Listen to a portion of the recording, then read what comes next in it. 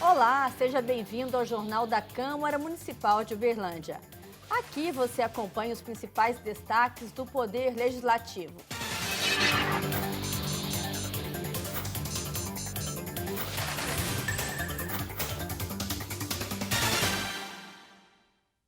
No dia 30 de agosto foi realizada mais uma edição da Comenda Augusto César, a maior honraria de Uberlândia. 29 pessoas e entidades foram homenageadas pela Câmara Municipal no plenário Homero Santos. A Comenda Augusto César faz parte das comemorações do aniversário de Uberlândia e é considerada a maior honraria oferecida pelo município. A homenagem destaca a contribuição de entidades e personalidades para o desenvolvimento de Uberlândia em diversos segmentos. Criada em 1972, a Comenda Augusto César completa 52 anos em 2024. É uma grande honraria. E isso faz a grandeza da nossa cidade, da nossa Câmara Municipal, que vem ao longo dos anos homenageando as pessoas que destacam. Então, parabéns a todos aí, uma homenagem merecida. São pessoas que fazem diferença na nossa cidade. Não só que nasceram aqui, mas muitas que aqui chegaram contribuem com a nossa cidade. No desenvolvimento da cultura, na medicina, na educação. Portanto, hoje é um dia de festa. E a Câmara Municipal se sente muito honrada com as homenagens de hoje. Na noite do dia 30 de agosto, véspera dos 136 anos da cidade, 29 pessoas e empresas foram homenageadas pela Câmara Municipal de Uberlândia. Foi uma surpresa muito grande quando me fizeram o convite e me ofereceram a maior honraria do município. Então é muito emocionante para a minha pessoa. Uma homenagem única, né? Para gente que já está na cidade há muitos anos. Eu sou de Tupaciguara, em Minas Gerais, mas eu fui abraçado por essa cidade já há 40 anos e sinto enormemente homenageado e feliz por essa homenagem. O reconhecimento reforça o valor, dá uma missão, dá um sentimento agregado de um desejo crescente, né, de melhorias.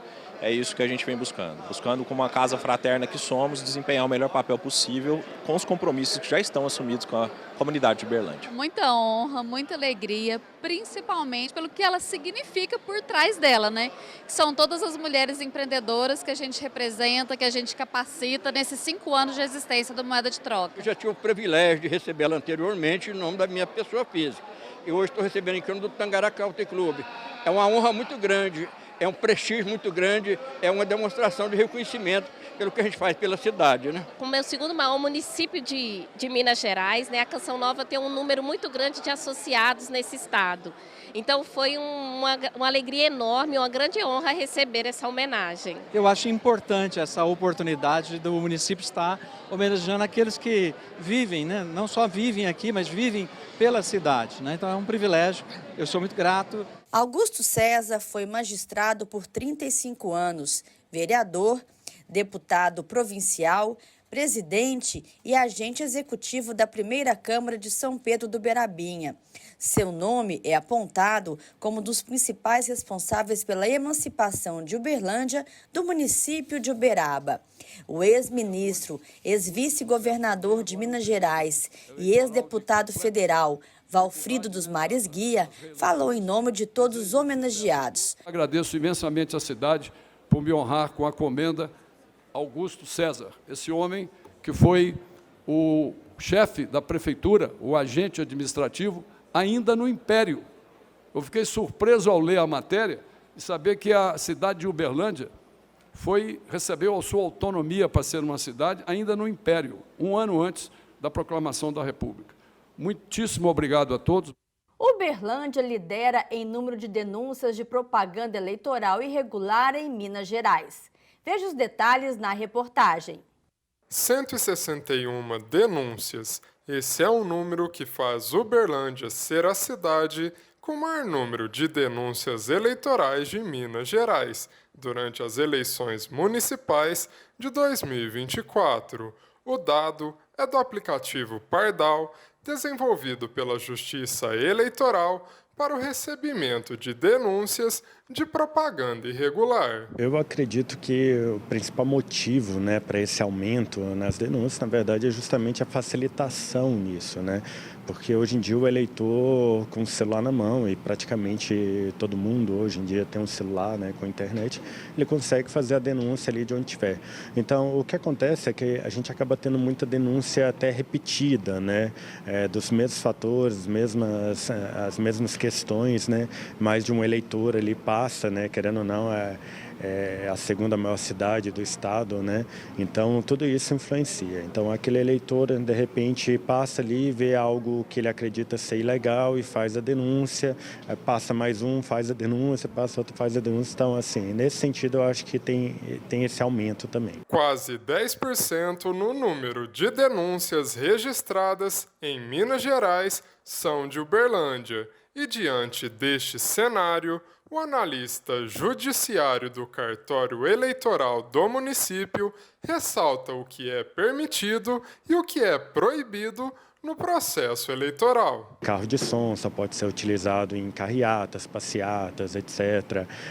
Não pode o showmício em si, né, pagar pessoas para fazer, né, um show, alguma coisa do tipo, não poderia. Apesar de você poder ter um artista que apoia o candidato, né, declare apoio.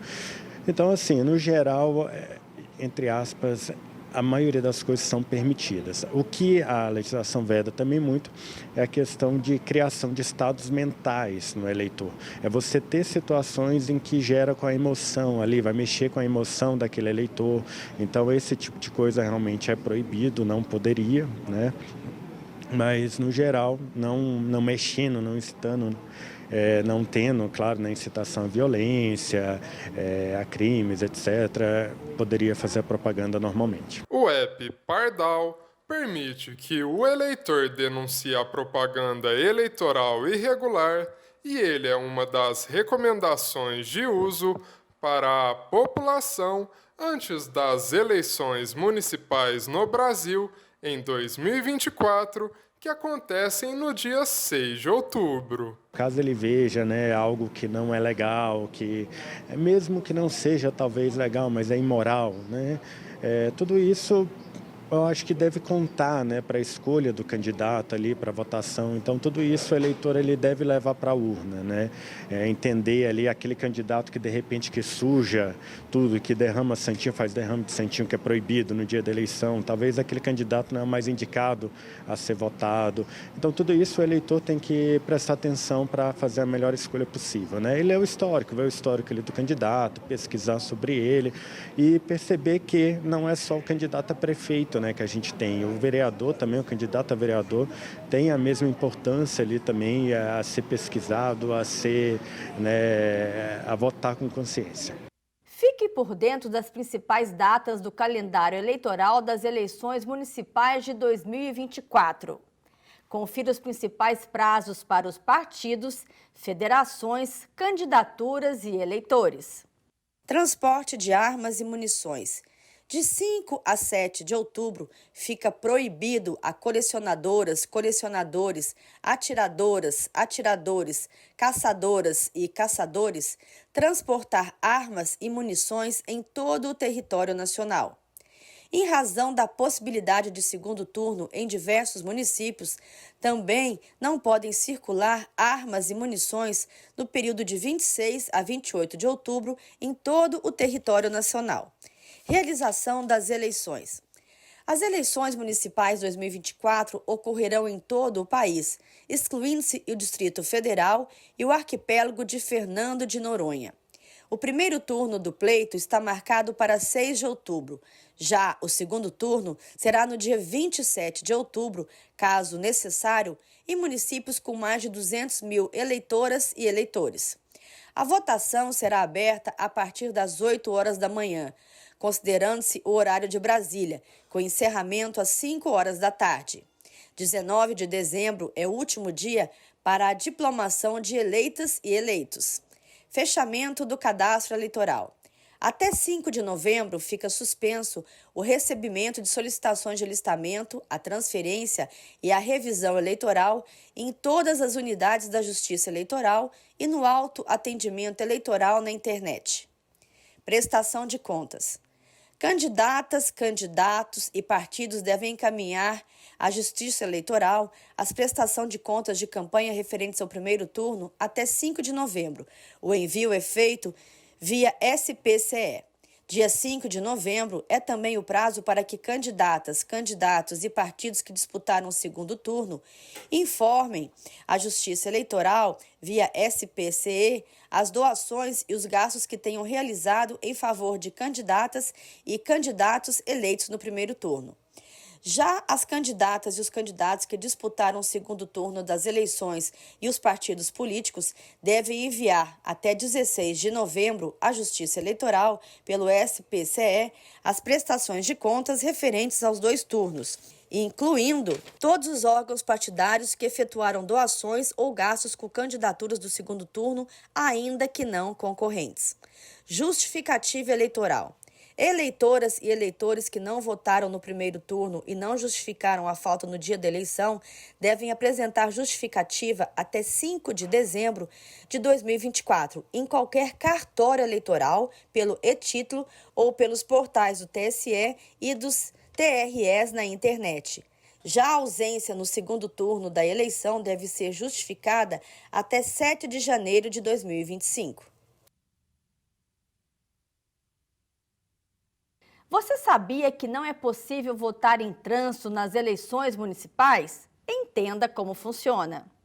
As eleições no Brasil em 2024 acontecem no dia 6 de outubro, com o segundo turno marcado para o dia 27.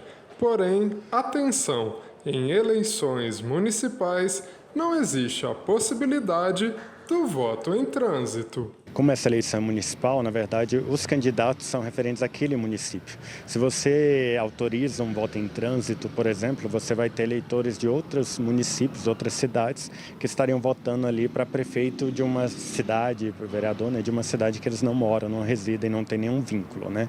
Então é por isso que não é previsto, né, a questão do voto em trânsito para as eleições municipais, só presidenciais e estaduais, no caso. Quem se ausentar e não apresentar justificativa no dia da votação poderá justificar a ausência até 60 dias após cada turno. Já quando a justificativa não é feita, as multas eleitorais entram em cena. Nesse caso, fica no valor de R$ 3,51 por pleito, ou seja, por turno que ele deixou de votar.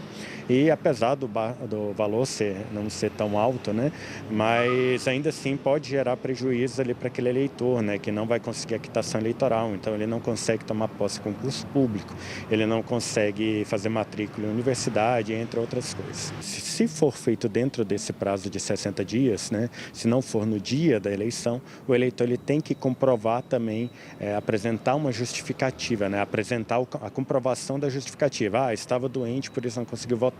Então ele vai ter que apresentar um atestado médico, alguma coisa do tipo. Estava viajando, vai ter que apresentar um documento que comprova ali que ele estava viajando. Caso ele faça a justificativa no dia, né, não é necessário que apresente essa justificativa ali, essa comprovação. O evento A Dignidade da Pessoa Humana nas Relações Trabalhistas, promovido pelo Instituto Brasileiro de Direito de Defesa em Uberlândia, teve a participação do presidente da Câmara, vereador Zezinho Mendonça, entre outras autoridades. Acompanhe. O evento reuniu empresários, advogados e acadêmicos de direito para discutir temas cruciais, como transformação do trabalho na era digital, o mercado de trabalho feminino, as novas tecnologias e seus impactos nas relações de trabalho foram os principais assuntos debatidos. Quando se fala de um futuro de uma sociedade justa, é primeiro preciso pensar nas crianças. E para isso é preciso tirá-las do trabalho infantil. O lugar de criança é na escola. É lá que ela precisa aprender, com ensino de qualidade. Então, quando nós, juristas, paramos para repensar, refletir e debater sobre o trabalho infantil, o que nós estamos querendo, na bem da verdade, é proteger o futuro do nosso país, que são as nossas crianças. Mas esse evento foi além disso. Além da questão do trabalho infantil, nós falamos também sobre tecnologia. A tecnologia, o impacto das tecnologias nas relações de trabalho. Isso quer dizer o quê? Nós não podemos abrir mão da tecnologia. Ela veio e ela está aí. Mas até que ponto isso está impactando na dignidade das pessoas humanas? Nós todos somos seres humanos, não somos seres tecnológicos, né? E assim sendo, é preciso conciliar as duas coisas. O presidente do Tribunal Superior do Trabalho participou via online e falou sobre a importância da erradicação do trabalho infantil. Consequência do trabalho infantil é a perpetuação do ciclo vicioso da pobreza. Famílias pobres que mandam seus filhos ao trabalho por não terem alternativa econômica de sustento. Essas crianças deixam de ir à escola porque precisam trabalhar e se tornam adultos pobres, que constituirão famílias pobres que mandarão novamente seus filhos para o trabalho. Nós precisamos romper esse ciclo. Para o presidente da Câmara de Uberlândia, Zezinho Mendonça, falar sobre o trabalho infantil e sua erradicação é de fundamental importância. Eles estão empenhados, estão muito empenhados nessa questão de trazer a criança para o social, para a escola.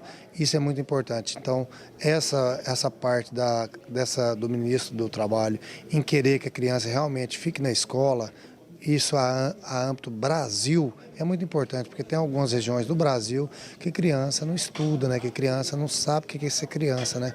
Então, essa preocupação ela é válida, porque a criança ela tem que ser criança, ela tem que estudar para que ela possa ter um futuro melhor cada dia mais. Uberlândia, graças a Deus, se você vê uma criança ou outra no sinaleiro, é muito difícil ser daqui de Uberlândia.